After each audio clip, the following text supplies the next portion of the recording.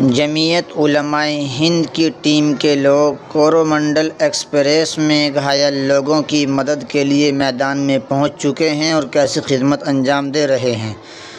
تو سب بھائیوں سے گزارش ہے کہ ایسے موقع جمعیت علماء کی طرف سے آگے بڑھ کر آنا چاہیے۔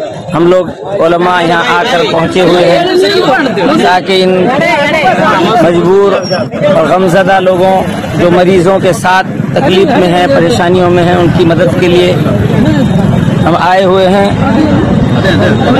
ہم دعا کرتے ہیں اللہ تعالیٰ رحم فرمائے اور مریضوں کو شفا عطا فرمائے۔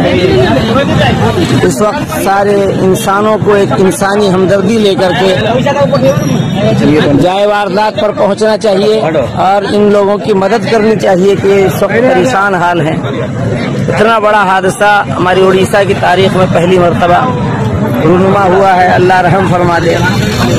مولانا عطیہ اللہ صاحب نازش، مولانا مفتی عبد الرحمان صاحب، مولانا طیب صاحب، مولانا عبد الحلیم صاحب، مولانا قاسم صاحب، حافظ جابر شمشی صاحب، مولانا عفان صاحب اور مولانا عبد الحنان صاحب اور جتنے بھی لوگ ہیں یہاں آ کر سہایتا کر رہے ہیں۔ اللہ تعالیٰ سارے انسانوں کو، ہندو مسلم سب کو یہاں کھڑے ہو جانا چاہیے تاکہ ان بیچارے مجبور اور پریشان حال لوگوں کی مدد کی جا سکے۔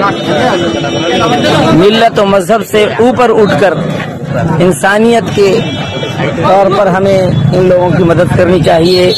سی بی میڈیکل کے پاس ہم لوگ موجود ہیں، مریض اندر پڑے ہوئے ہیں، ان کے مدد کے لیے آئے ہوئے لوگ بھی بہت پریشان ہیں۔